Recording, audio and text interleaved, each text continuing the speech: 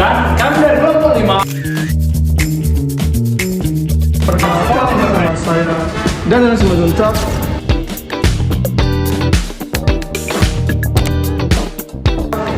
Perkenalkan, nama saya Zefanus Dimandia.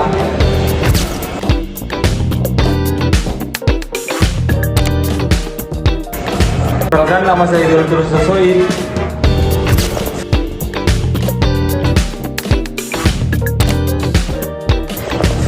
Halo, perkenalkan, nama saya Muhammad Farhan.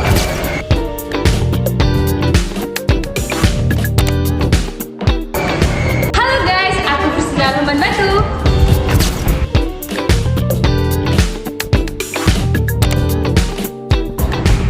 Halo, perkenalkan nama saya Talentia.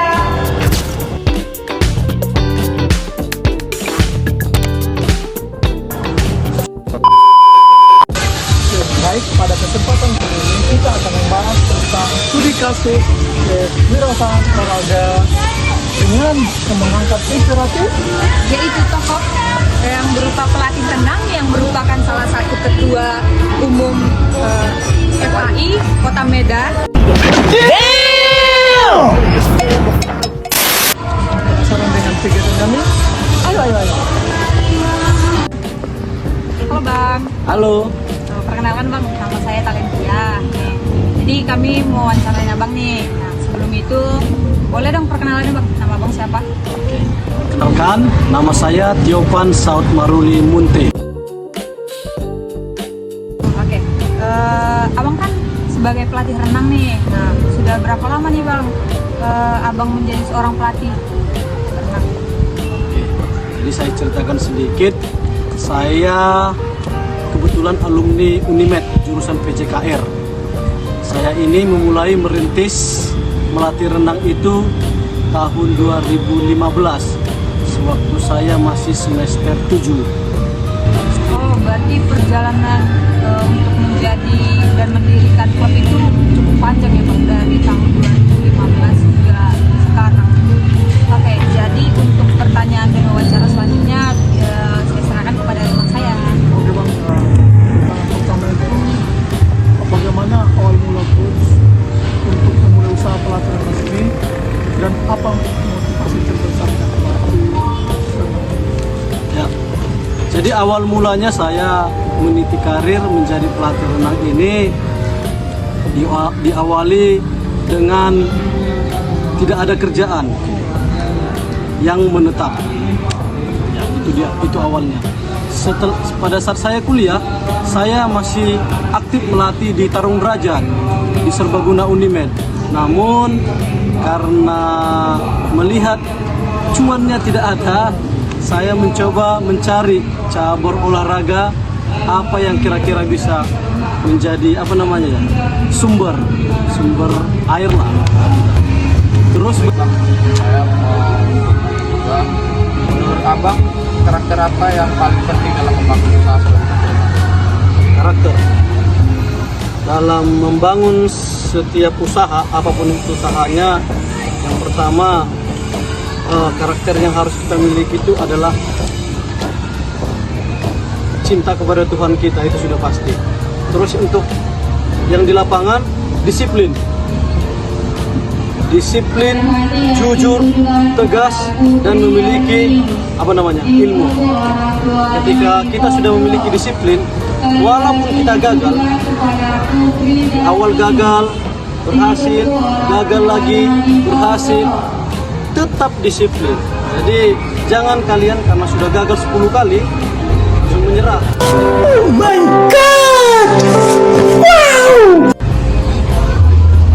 Mungkin ada pertanyaan selanjutnya yang akan disampaikan oleh teman saya. Sebagai pelatih renang, model apa saja yang perlu coach persiapkan untuk memulai usaha pelatihan ini? Apakah cukup dengan modal finansial saja ataupun juga dengan pengalaman lapangan, keterampilan teknis, serta sertifikat yang berkecuali? Untuk mendukung supaya kita bisa menjadi pelatih yang profesional, yang pertama saya bilang tadi, kita memiliki karakter yang tadi tuh. Karakter ini ya, seperti kampus kita karakter building ya. Jadi ketika kita sudah memiliki karakter ini,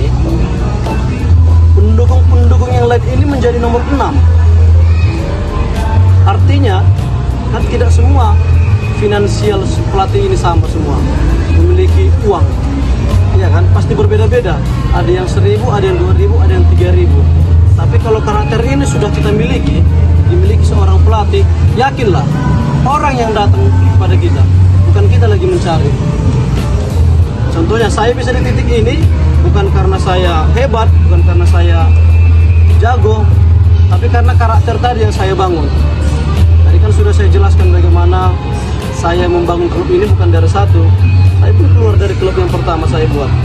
Gak apa-apa, tapi karena saya sudah sempat tanamkan ini tahun 2015, saya lanjutkan terus.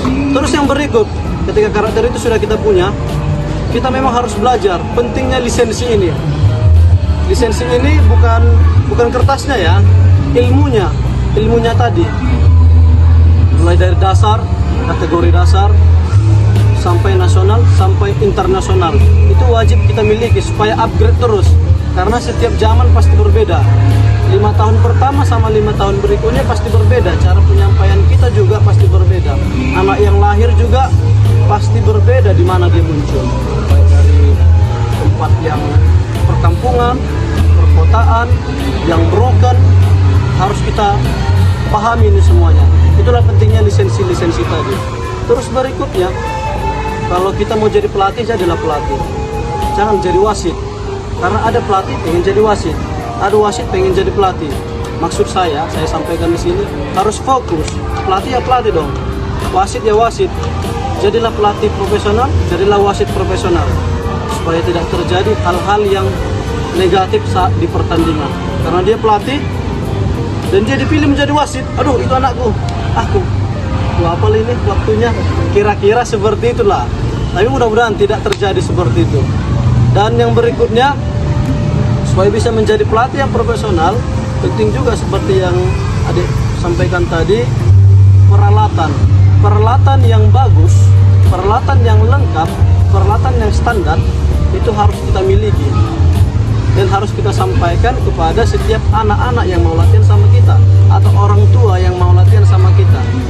Kita fokuskan juga programnya, program apa, bisa berenang saja, baby swim, mau jadi atlet kah, atau kebugaran saja kah, atau mau terapi kah, karena dia maaf ya, contoh sakit tangannya sebelah atau stroke ya, atau hidroterapi. Nanti kalian juga harus ambil itu lisensi hidroterapi, itu sangat penting sebagai dasar kita. Terus peralatan-peralatan ini kalau boleh bervariasi dia dan standar. Contohnya nih, itu anak-anak butuh nggak pelampung yang di badan, butuh nggak pelampung stick, butuh nggak pelampungnya harus yang segitiga atau yang persegi panjang, mana baiknya? Itu kan harus kalian pelajari, mana baiknya rupanya.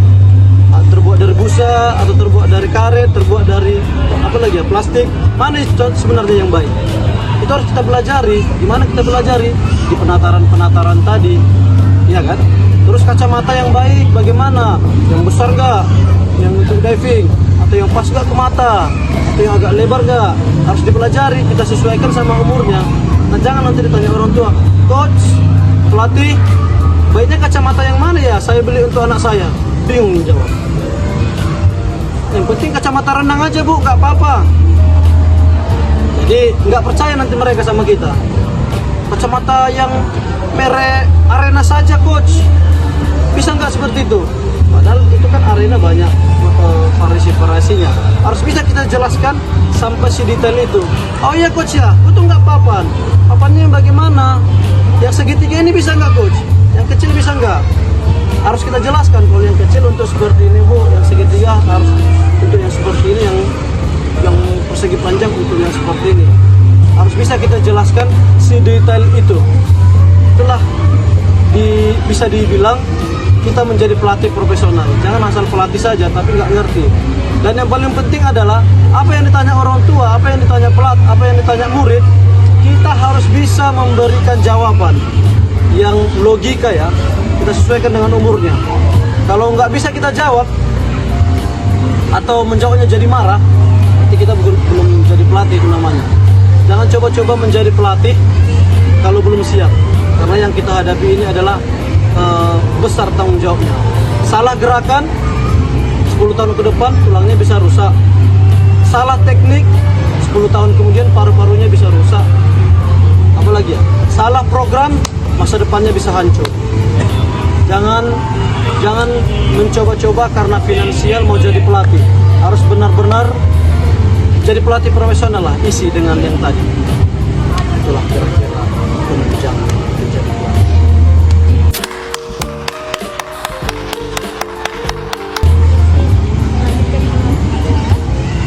Baik Bang, ini pertanyaan terakhir Bang. Bagaimana karakter coach dapat membantu dalam mengelola modal yang dimiliki? Modal untuk klub atau modal sebagai pelatih? Modal untuk klub. Jadi karakter yang harus dimiliki seorang pelatih agar bisa mengelola. Ya, yang pertama dalam mengelola klub ini sebenarnya sangat ribet, sampai 8 SKS. Tidak cukup saya sampaikan di sini.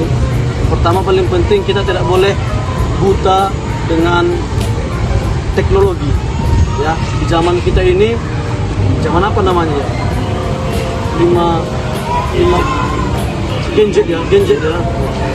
Di zaman ini tidak boleh kita buta dengan teknologi apapun itu.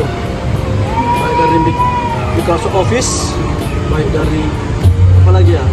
Canva, itu ya yang sering-sering ya. Canva untuk mengedit video. Itu nggak boleh kita buta. Pelatih harus menguasai ini. Saya sebagai anak olahraga sudah saya kuasai ini. Padahal kita olahraga kan, harusnya nggak terlalu. Tapi saya dalami. Karena saya ingin benar-benar mau menyusun program-program dalam setiap bentuk latihan di klub saya. Saya tidak mau berantakan. Contohnya nih, ada anak yang 4 tahun. Kalau orang tua bertanya, kira-kira coach, bisa nggak anak saya ini 12 pertemuan sudah bisa berenang? Bisa Bu. Syaratnya ini, dan ini programnya. Saya kasih bukunya. Walaupun bentuk bukunya itu PDF, kalau belum bisa kita beri bentuk buku ya. Saya kasih programnya, harus kita buat itu. Program untuk umur segini sampai segini. Ini kira-kira biasanya umur pertemuan segini sudah bisa berenang. Untuk umur segini, Pak, saya mau mendaftarkan anak saya nih. Saya mau jadi atlet renang, bukan hanya bisa berenang saja. Oh, programnya ini Bu. Jelas, jadi mereka apa ya? Keren kali klub ini ya, ada programnya ya seperti ini ya. Bukan asal bisa berenang saja. Nah, itu juga menjadi teknik marketing dibilang ya. Ya, supaya mereka tertarik sama klub kita. Kita kasih ilmu. Jadi yang benar-benar kita kasih. Jangan hanya bisa berenang saja. Nggak kita bilang di luar sana hanya bisa berenang saja dengan teknik yang benar atau salah.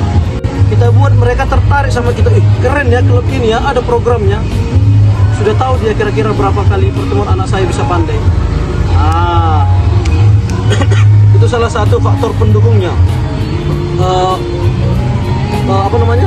Tidak buta dengan teknologi. Tapi bagaimanapun kalau kita tidak buta dengan teknologi, kalau nggak tahu program, apa yang mau kita isi?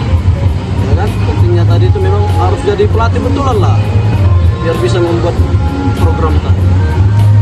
Kira-kira itu.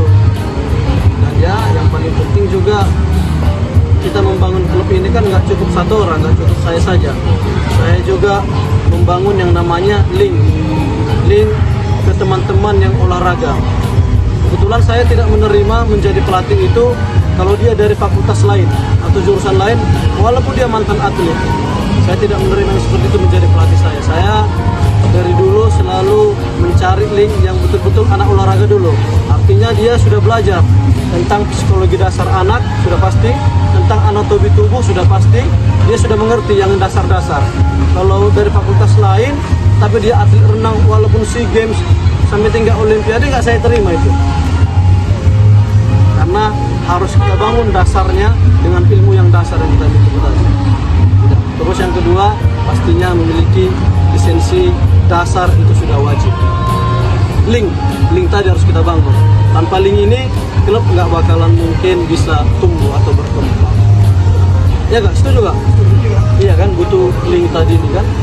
Terus cara penyampaian kita sama orang tua juga, saya kira sopan, etika ya, attitude ini sih yang paling penting juga di lapangan. Karena dari bentuk language badan tahu mereka, oh ini nggak bagus ini pelatih ini. Masa saya ngomong nggak dilihat mata saya, masa saya ngomong dia berbalik badan, lunggit ya kira-kira ya.